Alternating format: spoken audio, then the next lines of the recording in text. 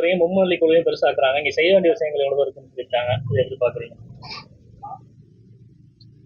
ஒன்றிய நிதியமைச்சர் மதிப்பிற்குரிய நிர்மலா சீதாராமன் அம்மையார் இந்த மாதிரி எவ்வளவு பேச வேண்டிய விஷயங்கள் இருக்கு, மக்கள் சார்ந்த விஷயங்கள் இருக்கு. ஏன் இந்தியா கூட்டணி, குறிப்பா திமுக கூட்டணி சார்ந்த இயக்கங்கள் இத தேவையில்லாத விஷயங்களை பேசியிருக்காங்கன்னு சொல்றத நீங்க சொல்லியிருக்கிறீங்க. பத்திரிகையாளர் உங்களுடையது. டீலிமிட்டேஷன், தொகுதி மறு சீரமைப்பு எவ்வளவு பெரிய கேடு, எவ்வளவு பெரிய பாதகத்தை தமிழ்நாடு மாத்திரம் கிடையாது, தென் மாநிலங்கள், அதுவும் தென் மாநிலங்கள் நம்ம வட மாநிலம் தென் மாநிலம் பிரிக்க வேண்டாம், வளர்ந்த மாநிலங்கள், முற்போக்கு மாநிலங்கள், இந்த மாநிலங்களுக்கு தண்டிக்கிற மாதிரி ஒரு சூழ்நிலையை உருவாக்கி இருக்கிறாங்க ஒன்றிய அரசு. அவங்க என்ன சொல்றாங்கன்னா, தொகுதி மறுசீரமைப்பு, இந்த டீலிமிட்டேஷன் ஜனத்தொகை அடிப்படையில தான் கொண்டு வர போறாங்க. அப்படி ஜனத்தொகை அடிப்படையில் கொண்டு வரும் போது நம்மளுடைய நாடாளுமன்ற உறுப்பினருடைய எண்ணிக்கையை பொறுத்த வரைக்கும் வட மாநிலங்களோட நம்ம இங்க குறையறதுக்கு வாய்ப்பு இருக்கு. அதுக்கு உடனே அவங்க பாஜக தலைவர்கள் என்ன சொல்றாங்கன்னா, திரு அமித்ஷா அவர்கள் தமிழ்நாட்டுக்கெல்லாம் குறைக்க மாட்டோம், அவர் வாக்குறுதி கொடுத்திருக்கிறாரு, அப்ப ஏன் தேவையில்லாம இவங்க அரசியல் ரீதியா அரசியல் ஆக்குறாங்கன்னு சொல்றாங்க. நான் பல பிரஸ் மீட்ல சொல்லியிருக்கிறேன். நான் அமித்ஷா தமிழ்நாட்டுக்கு நாங்க குறைக்க மாட்டோம், 39 சீட்ல நாங்க குறைக்க மாட்டோம்னு சொல்லியிருக்கிறார். சரிதான். நாங்க கேட்கிற முக்கியமான கேள்வி என்னன்னா, தமிழ்நாடுடைய பங்கு இன்னைக்கு இருக்கிற 543 நாடாளுமன்ற உறுப்பினருடைய எண்ணிக்கையில தமிழ்நாடுடைய 7.2 விழுக்காடு, 7.2%. அதான் நமக்கு 39 சீட்டு. நாளைக்கு இந்த 543 சீட்டை நீங்க கூட்டுறத நீங்க 540 800க்கு கூட்டுறாங்க வச்சுக்கோங்க. ஜனத்தொகை கூடிருச்சு, கிட்டத்தட்ட 50 விழுக்காடு 60 விழுக்காடு கூடி இருக்குது 40-50 வருஷத்துல. அப்படி கூடும் பொழுது நீங்க டீலிமிட்டேஷன் மாதிரி கூடுதல் நீங்க நாடாளுமன்ற உறுப்பினர் உருவாக்குன்னு சொல்றாங்க. அப்படி நீங்க கூட்டும் பொழுது எப்படி உத்தரப்பிரதேஷ்க்கு அவங்க ஜனத்தொகை பன்மடங்கு கூடி இருக்கு, அவங்களுக்கு இன்னைக்கு 79-80 சீட்டு நாளைக்கு 140 கூட ஆகலாம்.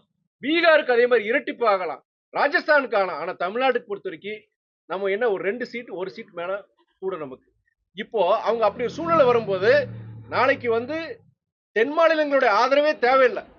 வட மாநிலங்கள் யூபி, பீகார், ராஜஸ்தான் போன்ற மாநிலங்கள் அவங்க ஜெயிச்சாலே போதும், மேல மத்தியில் அவங்க ஆட்சி அமைக்கலாம், என்ன வேணா சட்டத்தையும் கொண்டு வரலாம். நம்ம தென் மாநிலங்கள் நிதியும் கொடுக்க வேண்டாம், எந்த திட்டங்களும் அறிவிக்க வேண்டாம். ஏன்னா இங்க இருக்கிற வாக்குகள் தேவையில்லையே உங்களுக்கு. இது எவ்வளவு பெரிய ஒரு பிரச்சனையை உருவாக்குனீங்க. அதுதான் நாங்க சொல்றோம். நீங்க தமிழ்நாட்டுக்கு குறைக்க மாட்டோம், 39 குறையான்னு சொல்லி சரிதான். ஆனா நீங்க சீட்டை நீங்க கூட்டீங்க வச்சுக்கோ, நாடாளுமன்ற எண்ணிக்கை, அந்த உறுப்பினருடைய எண்ணிக்கை நீங்க கூட்டும் பொழுது தமிழ்நாடுடைய பங்கு, இன்னைக்கு இருக்கிற பங்கு 7.2%, அது குறையக்கூடாது. நீங்க கூட்டும் போது எல்லாருக்கும் ஒரே மாதிரி கூட்டணும் தான் எங்களுடையது. இல்ல நீங்க குறைஞ்சபட்சம் அடுத்த 25-30 வருஷம் வரைக்கும் இந்த டீலிமிட்டேஷன் எக்ஸைஸ் பாப்புலேஷன் படி ஜனத்தொகை அடிப்படையில் நீங்க செய்யக்கூடாது. அதே எங்களுடையது. நீங்க மற்ற வட மாநிலங்கள் எதுக்காண்டி நாங்க சொல்றோம்னா, 40-50 வருஷத்துக்கு முன்னாடி நம்மளுடைய ஜனத்தொகை இந்தியா பின்தங்கி இருக்கிறதுக்கு முக்கியமான காரணம், நாடு முன்னேறாததுக்கு முக்கியமான காரணம் என்ன சொன்னாங்கன்னா, ஜனத்தொகை பெருக்கம். இந்த ஜனத்தொகை பெருக்கத்தினால பல சீர்கேடுகள் இருக்கு, அதை குறைக்கணும்னு சொல்லிட்டு ஃபேமிலி பிளானிங் பாலிசி, குடும்ப கட்டுப்பாடு முறையா ஒன்றிய அரசாங்கம், மாநில அரசாங்கம் எல்லாம் சேர்ந்து ரொம்ப இதை கஷ்டப்பட்டு இது பண்ணியிருக்கிறாங்க. அப்படி இருக்கும்போது தமிழ்நாடு போன்ற தென் மாநிலங்கள் பொறுத்த வரைக்கும் நம்ம ஜனத்தொகை கட்டுப்படுத்தி இருக்கணும். இன்னைக்கு நம்மளுடைய டோட்டல் ஃபர்டிலிட்டி ரேட், அந்த உற்பத்தி அது கிட்டத்தட்ட 1.8% உள்ளதா இருக்கு. தமிழ்நாடு மாத்திரம் கிடையாது, கேரளா, தெலுங்கானா, ஆந்திரா, கர்நாடகா போன்ற தென் மாநிலங்கள் 1.8% கீழே தான் இருக்கு. அதே நேரத்துல நீங்க உத்தரப்பிரதேஷ், பீகார்ல பாத்தீங்கன்னா 2.5 விழுக்காடு, நம்மளோட கிட்டத்தட்ட 2 மடங்கு கிட்டத்தட்ட ஜாஸ்தியா இருக்கு. நம்ம இந்த குடும்ப கட்டுப்பாடு மூலியமா ஜனத்தொகையை வளர்ச்சியை கட்டுப்படுத்தி நம்ம மாநிலம் வளர்றது மாத்திரம் இல்லாம நாட்டுடைய வளர்ச்சிக்கும் நம்ம பெரும் பங்கு நம்ம கொடுத்திருக்கோம். நம்ம தமிழ்நாடு போன்ற மாநிலம் இன்னைக்கு நீங்க இந்த டீலிமிட்டேஷன் தொகுதி மறு சீரமைப்பு ஜனத்தொகையில அடிப்படையில் நீங்க பண்ணீங்கன்னா, அதாவது ஜனத்தொகையை கட்டுப்படுத்தி இந்தியாவுடைய வளர்ச்சிக்கு பங்கு புரிந்த முக்கிய அந்த மாநிலங்கள், முற்போக்கு மாநிலங்க தண்டிச்சுட்டு ஜனத்தொகையை கட்டுப்படுத்த முடியாம இன்னைக்கு பல சீர்கேடுகள், பல பிரச்சனைகள் இருக்கிற மாநிலங்கள் நீங்க அவங்களுக்கு நீங்க பரிசு கொடுக்கிற மாதிரி ஆயிரும். அதனாலதான் நான் என்ன சொல்றேன், டீலிமிட்டேஷன் 30 வருஷம் வச்சு பண்ணுங்க. இல்ல நீங்க கூட்டுறீங்கன்னா இந்த ஜனத்தொகை அடிப்படையில் இருக்கக்கூடாது, தமிழ்நாட்டுக்கு உண்டான அந்த 7.2% அந்த பங்குல குறைவு. இதுக்கு எந்தவித பதில் பாஜக தலைவர்கள் கொடுக்கல. இல்ல இங்கதான் ஒரு கேள்வி வருது. 25 இதுக்கு வருஷம் இதை பேசாம எதை பேசுறது? நம்மளுடைய பொலிட்டிக்கல் ரெப்ரசன்டேஷன், நம்மளுடைய கம்ப்ளீட் எல்லாம் எதுவுமே நம்ம நாடாளுமன்ற உறுப்பினர் ஜெயிச்சு பிரயோஜனம் கிடையாது. இன்னைக்கு சொல்றாங்கல்ல 39 ஜெயிச்சு என்னவே பண்ணாங்கன்னு. இன்னைக்கு அவங்களுக்கு இன்னைக்கு வந்து பாத்தீங்கன்னா இன்னைக்கு ஒரு கூட்டணி ஆட்சி மாதிரி தான் இருக்குங்க. அவங்க ப்ரூட்டல் மெஜாரிட்டி, யாருடைய தயவு இல்லைன்னா என்ன வேணா சட்டங்கள் கொண்டு வரலாம், உங்களுக்கு நிதி கொடுக்க மாட்டோம் அப்படின்னு சொல்லிட்டு ஒரு அப்படி ஒரு சூழ்நிலை வந்துடும் நமக்கு. நம்மளுடைய அதாவது டெமோக்ரஸி, ஜனநாயகம், பெடரலிசம், கூட்டாட்சி இது எல்லாத்தையும் குழி தோண்டி போயிச்சிரும் இந்த டீலிமிட்டேஷன், அதாவது ஜனத்தொகை அடிப்படையில் பண்ணாங்க. இல்ல அங்கதான் ஒரு கேள்வி வருது. 25 வருஷம் கழிச்சு நம்ம என்ன பண்ண போறோம்? இதே மக்கள் தொகை குறைய போகுதா? விகிதாச்சாரம் குறைய போகுதா? அதுக்கு வாய்ப்பு இல்ல. அப்ப முதலமைச்சர் வந்து அதாவது இல்ல விகிதாச்சாரம் குறையணும்னு சொல்றாங்க. நீங்க இன்னைக்கு டோட்டல் ஃபர்டிலிட்டி ரேட் உத்தரப்பிரதேஷ்லயும் பீகார்லயும் கிட்டத்தட்ட 2.8% 3% இருக்கு. நம்மளோட கிட்டத்தட்ட 60 விழுக்காடு 70 விழுக்காடு ஜாஸ்தி இருக்காங்க. இந்த ஃபர்டிலிட்டி இந்த பாப்புலேஷன் குறையணும். நீங்க யோசிச்சு பாருங்க, நமக்கு மாத்திரம் கிடையாது, அந்த மாநிலங்களுக்கும் நல்லது அது. நீங்க ஒண்ணும் இல்ல, நமக்கு ஒரே கேள்வி, நம்ம நிதி பொறுத்து ₹1 நம்ம கொடுக்கறதுல 29 பைசா நமக்கு திரும்பி வருது. அதுக்கு என்ன காரணம் சொல்றாங்க பாஜக தலைவர்கள்? நாட்டுடைய ஒற்றுமை, எல்லா மாநிலங்களும் ஒரே மாதிரி வளர்ச்சி இருக்கணும், அதான் நீங்க வளர்ந்த மாநிலங்கள், அதனால உங்ககிட்ட இருந்து நிதி எடுத்து நாங்க உங்க கொடுக்குறோம் அப்படிங்கிற ஒரு காரணம் சொன்னா ஒத்துக்கிறோம் நாங்க. ஆனா அவங்க ஜனத்தொகையை கட்டுப்படுத்தாம இதே போக்கு எத்தனை வருஷம் நம்ம இது பண்றது? இல்ல 25 வருஷத்துல கட்டுப்படுத்த முடியாதல, அதுக்கு இது தீர்வாகுமான்னு கேக்குறேன். கண்டிப்பா. ஏன் தமிழ்நாடு, தெலுங்கானா, கர்நாடகால வந்த மாற்றம் ஏன் அங்க வரக்கூடாது? அந்த மாநிலங்கள் முன்னேறணும். ஜனத்தொகையை கட்டுப்படுத்தி நீ வளர, நீ வளர்ந்தா நாடு வளரும். ஆனா வந்து நீ இப்படிதான் இருப்ப, நான் ஜனத்தொகையை கட்டுப்படுத்த மாட்டேன் அப்படின்னு நீங்க பண்ணீங்கன்னா, நாங்க எத்தனை வருஷம் தான் நாங்க இது பண்ணிட்டு இருக்கிறது? நமக்கு நிதி கிடையாது இங்க. எல்லாம் தமிழக அரசு, இவங்க தமிழக அரசு அவங்களுடைய மாநில நிதி வச்சு எல்லாம் பண்ணிட்டு இருக்காங்க. சென்னை மெட்ரோ ரயில் ஃபேஸ் 2 கிட்டத்தட்ட 26,000 கோடி அவங்க ஒன்றிய அரசு கொடுக்க வேண்டியது கடந்த 2 வருஷமா நம்முடைய தமிழக அரசு தான் பண்ணிருக்கு. ப்ராஜெக்ட் அப்ரூவ் பண்றதுக்கு 3 வருஷம் ஆச்சு அவங்களுக்கு. நம்ம எல்லா மாநிலங்கள் நாடு ஒற்றுமையா இருக்கணும், நம்ம எல்லாரும் முன்னேறுங்கிற எல்லாம் கிடையாது. நாங்க இத்தனை வருஷம் நாங்க பங்களிச்சிருக்கோம். ஆனா மற்ற மாவட்டங்கள் வட மாநிலங்களும் ஜனத்தொகையை குறைங்க, எங்களை மாதிரி நீங்களும் வளருங்க. அப்ப நீங்க அது பண்ணாம டீலிமிட்டேஷன் கொண்டு வந்து ஜனத்தொகை அடிப்படையில் கொண்டு வந்தீங்கன்னா நம்மளோட இது எப்படின்னா கொஞ்சம் இது அடிப்படையான விஷயம், இந்த முக்கியமான விஷயம். இது அரசியலை கடந்து இன்னைக்கு அதிமுக உட்பட இதுக்கு ஆதரவு கொடுத்திருக்கிறாங்க. தமிழ்நாட்டில் இதுக்கு ஆதரவு கொடுக்காத ஒரு இயக்கம், இதை கண்டிக்கிற ஒரே இயக்கம் மதவாத பாஜக. இவங்க தமிழ்நாட்டுக்கு இதோட வந்து கேடு கிடையாது. எந்த ஒரு அவங்கள வந்து சொல்றல இவ்வளவு பேசுறாங்களே, இது ஒரு அடிப்படையான விஷயம். தமிழ்நாட்டுடைய நம்முடைய உரிமையில பறிக்கிற விஷயம் இந்த டீலிமிட்டேஷன்ங்கிறது. இதை வந்து கூடாதுன்னு சொல்றது வந்து அயோக்கியத்தனமானது. தமிழக மக்களுக்கு தமிழுக்கு எதிரான ஒரு செயல்பாடு நம்ம சொல்லணும்.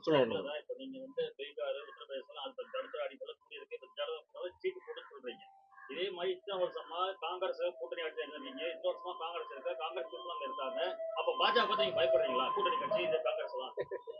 அதாவது பத்திரிகை நண்பரே, நான் ஒண்ணு சொல்றேன். நானு காங்கிரஸ் வந்து அவங்க செஞ்ச தவறுக்காண்டி அவங்க தவறுகள் செஞ்சிருக்கலாம். ஆமா, அதுக்குள்ள போல இன்னைக்கு நடைமுறையில யார் அங்க ஆட்சியில் இருக்கிறாங்க? பாஜக ஆட்சியில் இருக்கு. அவங்ககிட்ட நம்ம சொல்ல முடியும். கடந்த காலத்துல 10 வருஷத்துக்கு முன்னாடி 15 வருஷத்துக்கு முன்னாடி அந்த ஆட்சி அவங்க அப்படி பண்ணாங்க, அந்த கட்சி இப்படி பண்ணாங்க, அதுக்காண்டி என்னுடைய நான் இன்னைக்கு துரை வைக்கிறேன், மதிமுகவுடைய ஒரு நாடாளுமன்ற உறுப்பினர் தமிழக மக்களின் சார்பாக என்னுடைய கருத்தை சொல்லி இருக்கிறேன். காங்கிரஸ் காங்கிரஸ் தலைவர்கிட்ட தான் நீங்க போய் கேட்கணும். நீங்க பிஜேபி வளரணும், அவங்களுக்கு சீட்டு போயிடும், வட மாநிலங்கள்ல தான் மெஜாரிட்டி கிடைக்கும், காங்கிரஸ் எல்லாம் கிடைக்காதுன்ற மாதிரி தான் நீங்க சொல்றீங்க. அது இல்ல பாருங்க, பயப்படுற இல்ல நீங்க பத்திரிகை நண்பரே, நீங்க திசை திருப்புறீங்க. இல்ல நான் ஒண்ணு சொல்றேன், அது காங்கிரஸா இருந்தாலும் சரி, பாஜக இருந்தாலும் சரி, நான் தமிழ்நாட்டுடைய உரிமை பறி போயிடக்கூடாதுன்னு சொல்றேன். நான் அங்க யார வேணா ஜெயிச்சுட்டு போட்டோம், காங்கிரஸ் ஜெயிக்கட்டும், பாஜக ஜெயிக்கட்டும், எல்லாம் இந்திய மக்கள் தான். என்னோட இது வந்து அதாவது முற்போக்கு மாநிலங்கள், நாட்டுடைய வளர்ச்சிக்கு பங்களித்த மாநிலங்கள், தமிழ்நாடு போன்ற மாநிலங்கள் வந்து ஜனத்தொகையின் அடிப்படையில் டீலிமிட்டேஷன் நம்மளுடைய பொலிட்டிக்கல் ரெப்ரசன்டேஷன் நம்ம குறையும், நம்மளுடைய குரலே எடுபடாத நாளைக்கு இப்பவே கண்டுக்க மாட்டேங்கிறாங்க. இதுதான் இது. நீங்க அங்க யார் வேணா ஜெயிச்சுட்டு போறாங்க, யாரு வேணா ஜெயிச்சுட்டு போறாங்க, அதை பத்தி கிடையாது. என்னுடைய ரெப்ரசன்டேஷன் குறையக்கூடாது, அதுதான்.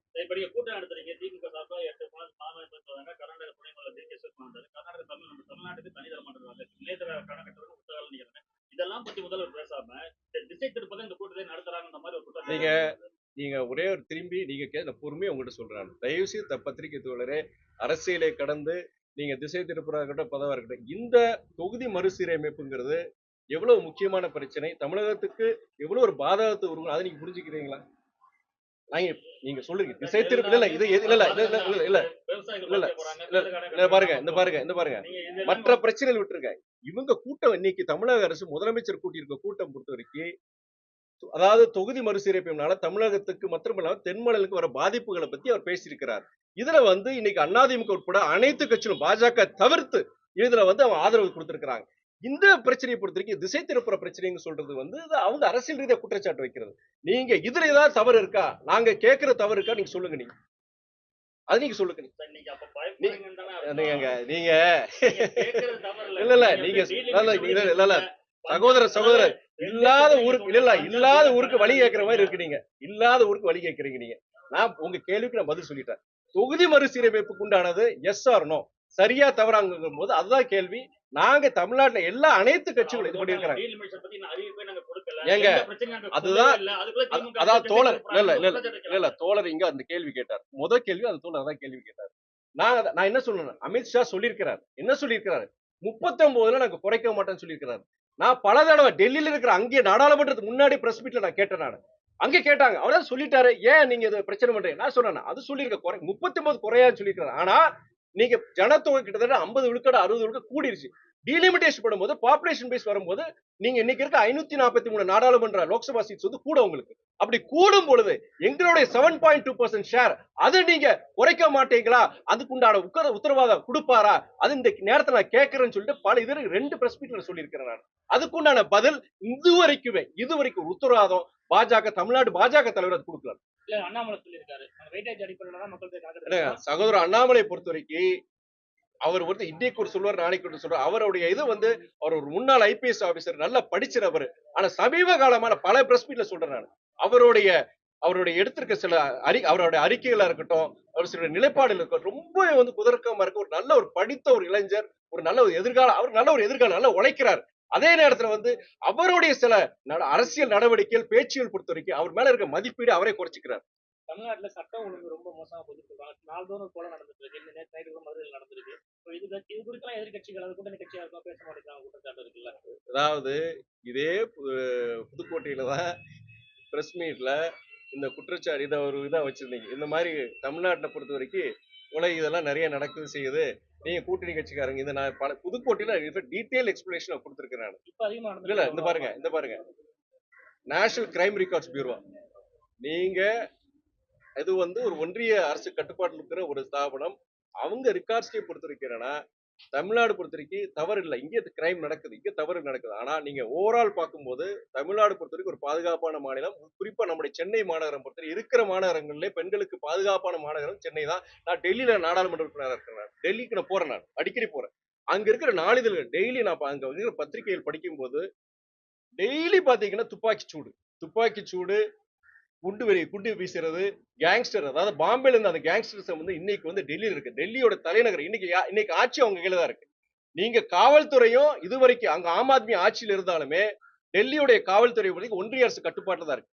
டெல்லியுடைய தலைநகரத்துல பெண்களுக்கு பாதுகாப்பு இல்ல. அதிகமா குற்றங்கள் நடக்கிற, பெண்களுக்கு எதிரான குற்றங்கள் நடக்கிற மாநகரம் பொறுத்த வரைக்கும் டெல்லி மாநகரம். இன்னைக்கு அங்கேயே அவங்க கட்டுப்படுத்தாத இதை வச்சு சொல்றதுக்கு உண்டான குற்றச்சாட்டு வைக்கிற அருகதையே கிடையாது. அதே நேரத்துல இங்க தமிழ்நாட்டில் நடக்கிற சீர்கேடுகள் சில பிரச்சனைகள் பொறுத்த வரைக்கும் தமிழக அரசு காவல்துறைக்கு உண்டான முயற்சி எடுத்துட்டு இருக்காங்க, அதை கட்டுப்படுத்த முயற்சி எடுக்கிறாங்க. இனியும் அதுல கவனம் செலுத்துறது தான் எங்களுடைய நிலைப்பாடு. இல்ல தம்பி கேட்குது,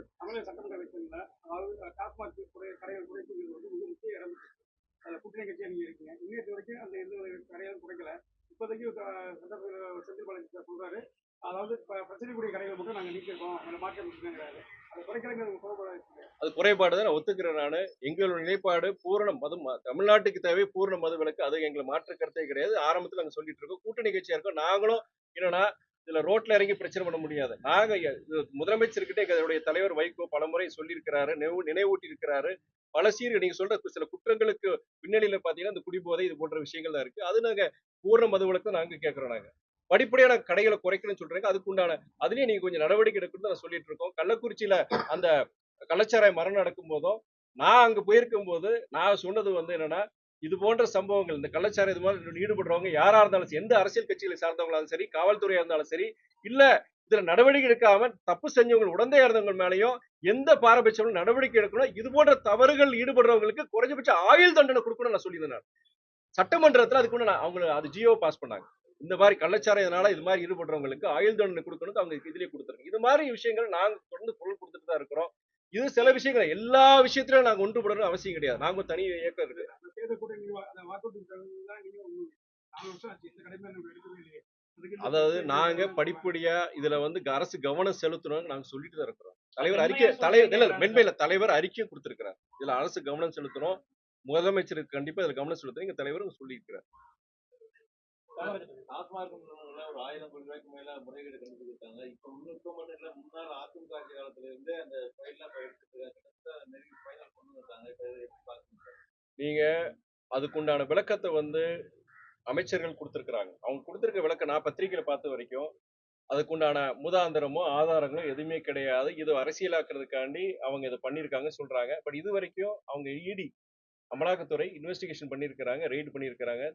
நாங்க அடுத்து அவங்க சமர்ப்பிக்கிறோம். என்ன ஆதாரங்கள் அடிப்படையில் அவங்க இதை பண்ணாங்க, சோதனை பண்ணாங்க, என்ன ஆதாரங்கள் கிடைச்சிருக்கு, அப்போ அவங்க சட்ட சட்ட சட்ட ரீதியா என்ன நடவடிக்கை எடுக்க போறாங்க, அது முழு விளக்கம் வரும்போது நான் சொல்ல முடியும். இப்போதைக்கு பொறுத்த வரைக்கும் ஆதாரங்கள் எதுவும் இல்லை, ஏதோ முதாந்திரம் இல்லாம அவங்க பண்ணியிருக்கிறாங்க, அரசியல் ரீதியான்னு சொல்லி அவங்க சொல்லியிருக்காங்க. அவங்களும் இடியை பொறுத்த வரைக்கும் நாங்க ஏதாவது எங்களுக்கு உண்மையிலே சில சந்தேகங்கள் இருக்கிறதுனால நாங்க பண்ணியிருக்கோம், நாங்க ரெய்டு பண்ணோம் அவங்க சொல்லியிருக்காங்க. ஆனா முழுமையான விவரங்கள் வந்ததுக்கு அப்புறம் சொல்லலாம். அரசு ஊழியர்கள் ஆட்சியர்கள் இப்ப உண்ணாவிரப்பாடு ஈடுபட்டிருக்காங்க. திமுக அரசு என்ற வாக்குறுதி நிறைவேற்றலாம்.